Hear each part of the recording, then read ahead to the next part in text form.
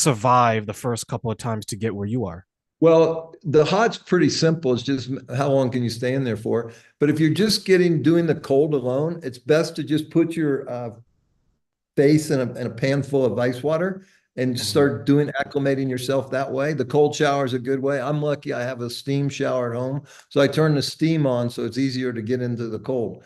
But here at Mountains of Hope, we have this infrared sauna that heats you from the inside out. But then we have the lava rocks that when we pour water on it, heats you from the outside in. So you get super hot. So by the time I spend 15 minutes in there, I can't wait to get in the cold plunge. And that's about 45 degrees. So I just jump right in there. So now I'm so used to it now that I enjoy it. Perfect. Okay, so I'm gonna write that down, and I know tomorrow I'll take the cold plunge. But There you today go. we're gonna talk about something that's dear to your heart. We're gonna talk about your journey, your experiences, and how you became the man that you are today. So do me a favor, Mike. Introduce yourself to my audience a little bit about who you are, and of course, where they can find you. Yeah. So my name is Mike Murphy. I have 4 kids and 8 grandkids. So that's one passion I have. And the other passion is this beautiful facility we've built here in Medellin, Colombia called Mountains of Hope. So how did I get here? Well, I could show you a photograph of me, a Polaroid taken in 1957. I have a quart of beer between my legs. I'm about 8 months old, and I have a cigarette hanging out of my mouth. And my mother wrote on the caption, "Learning young, just like mommy and daddy." So I was programmed to become a drinker, a smoker, and my dad was a gambler and a womanizer. So I embraced all those things. And my father became an alcoholic. And so when I was 14 years old, I just knew something was wrong in the house. So I ran away from home. And I got on a bus in downtown Cincinnati and I got off 100 miles south in Lexington, Kentucky with $5 in my pocket. So that created a life, a habitual runaway, habitual juvenile delinquent, and all that kind of stuff. I kicked out every school I ever went to. And at age 21, I found someone dumb enough to marry me. And at age 23, we had our first child. And when the baby was 2 months old, I had no future. I had an eighth grade education. I had no credit but bad credit. I had no money. I had no job. I had no nothing. And I'm living with my wife's family. She's the oldest of 6 and her parents and my little 2-month-old baby. And I looked in the mirror one day. I go, dude, you are a total loser, which didn't bother me that much. But what bothered me is the humiliation because everybody in that house knew I was a loser. So I did what I typically do. I ran away, right? Sunday afternoon, I take all my clothes. I don't even own a car. I throw it in one of their old beater cars and I take off and I go and party for a week. And a week later, I call her up and I say, okay, I'm ready to come home now. And she says, well, I'll pass. So we ended up getting divorced. And I ended up, by the grace of God, the next day, I ended up in a 12-step program. And I found a little bit of hope there. But I was going through a lot of pain with this divorce. And I'm in this 12-step program, and I can only stay sober or off drugs like for 3 weeks. And then I'd party for a week and I'd go back in, having a slip. And a buddy of mine said, I've never met anybody as messed up as you, but I might know somebody that can help you. And he introduced me to a guy named Doug Fitzgerald. And when I wrote my first book, Love Unfiltered, I couldn't remember his name because it'd been so long. It'd been like 30 years since I had this experience with this man. But here's what he said to me. He said, Mike, you come here 1 hour a week for 7 weeks, and I promise you, you'll get everything you want in your life. And so, and it's $50 an hour, and I didn't have 50 cents. So, but it's something inside me said, do it. So I wrote the guy a bad check to get going. This was in 1982 when I was 24 years old. And the first thing in the first day of the first hour of the first week, he said, listen, there's no difference between imagination and reality. So we're going to identify what you really want in your life, and then we're going to write a powerful intention as if it already exists. Well, that was simple to me. What I wanted most was my wife and my daughter back. So here we are sitting in this kitchen table, and I'm writing this intention. Lisa and I are so happily married. Our daughter, Michelle, thrives in this marriage. Now, I know she hates my guts, right? So I'm writing this, and I'm going, but all of a sudden, I just got a little glimmer of hope. So we wrote that one. I come back to next week. What do you want next? I want to make $10,000 a month. I never made more than two. What do you want next? I want to own my own business. What do you want next? I want to own my own house. What do you want next? I want to run a marathon. He said, the last one has to be around contribution. So what do you want to give back to the world? And my dad had a troubled youth. I'd had a troubled youth. So I said, I want to create a boy home. So the magic sauce came in the seventh week. I show up, I got my six intentions. They're only one or two paragraphs long, handwritten on a white piece of paper. And he brings out a boom box. Now you look fairly young, but you probably remember boom box a little bit. That's how as old people used to listen to music. And he puts in a cassette tape of theta brainwave music. Then he brings me a tape recorder and hands me a microphone. And he gives me two sheets of paper called a relaxation script. He said, I want you to read the relaxation script and I want you to read the six intentions and we'll record it as the theta brainwave music plays. Now, I didn't have a clue what any of this meant. Now, today, I know exactly what he was doing and why he was doing it. But back then, I just had blind faith. So I leave there 7 weeks later, $350 poor with a cassette tape with six intentions and relaxation script and six intentions. I know now what he was doing, the theta brainwave, that's what when we're a baby up to about age 8, we're in theta. What does that mean? We're a sponge. So we learn by watching and listening and feeling and touching. So we're programmed. You know, someone said, you give me a kid till age 8 and he'll never leave the church because they know how to program us because it's easy to program a young person, right? So what I realized that what he was doing now, I know, he was putting him into that self-hypnotic trance that we were when we were younger.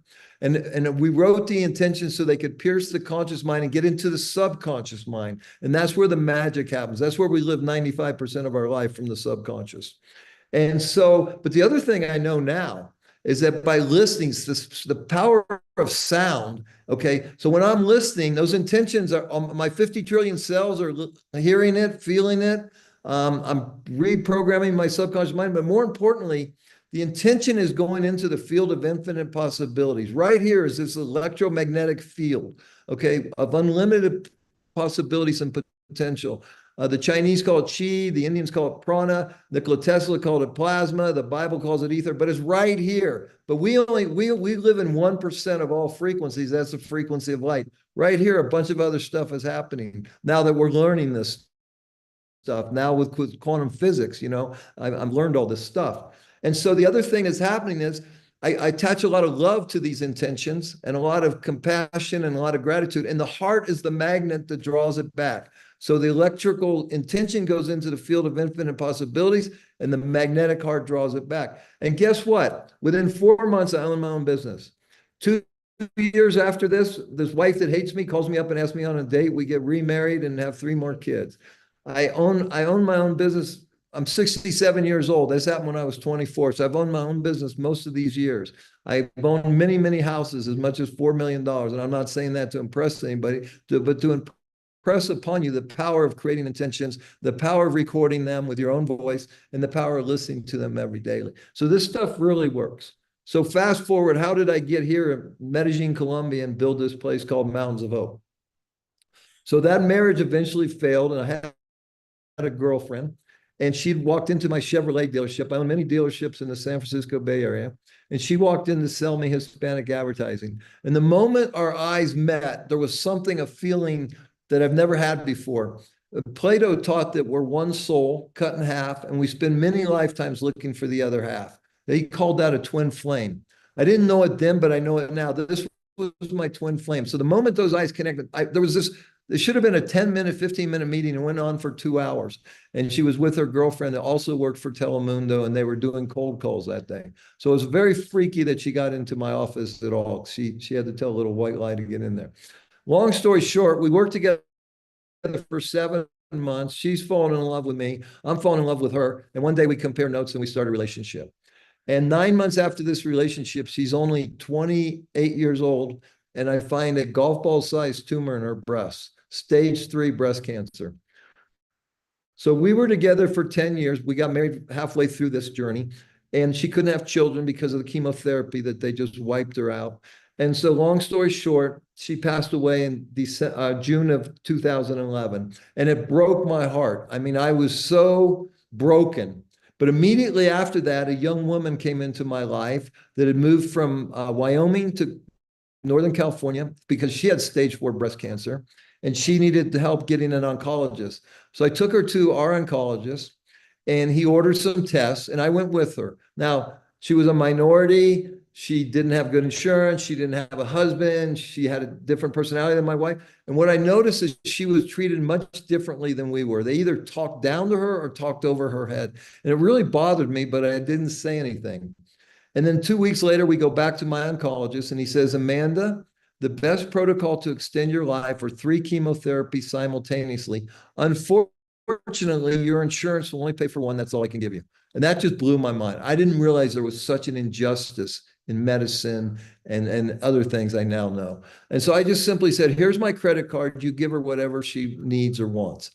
And so that became the seed that became the Love for Margot Foundation. Margot was my wife that passed away.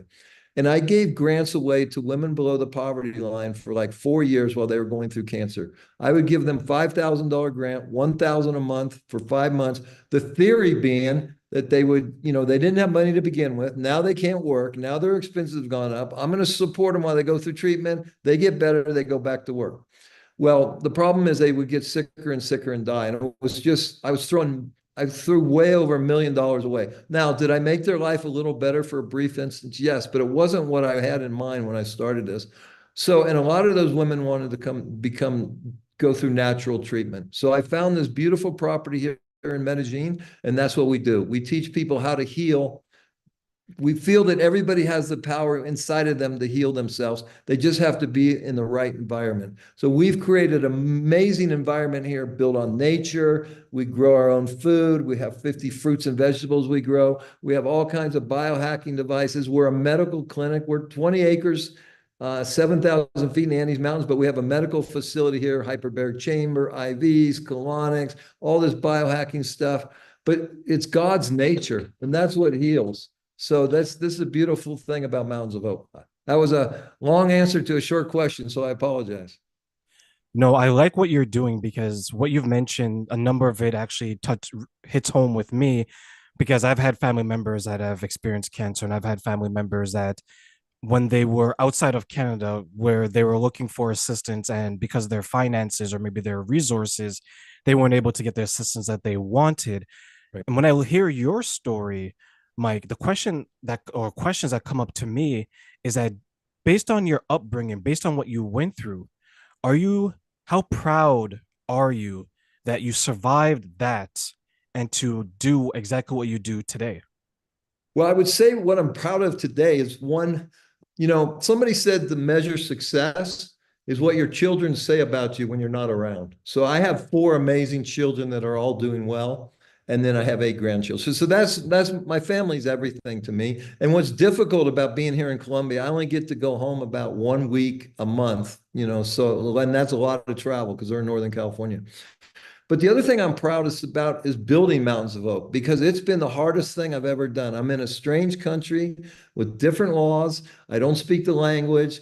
And so this is my legacy, if you will. And it's to honor my wife who passed away, who taught me what love really was and loved living so much that she fought every day for another day. On December 1st, 2010, the oncologist said to her, Margot, unfortunately, the cancer spread to the lining of your brain. If you do nothing, you have 6 weeks to live. If you treat it, you have 6 months to live.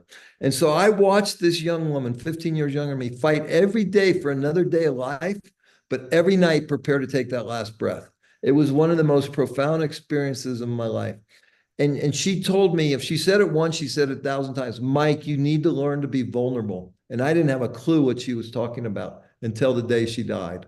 And then I became so vulnerable. I believe that God was able to come in and slice open my heart, eliminate all the self-centeredness, the arrogance, the BS, and replace it with love. And so that's how I've been living my life since she died. So I'm not perfect. I have my flaws. I do the best I can. I'm human. But I think, when it comes to pride, building this beautiful place that we have here is probably the highlight of my life.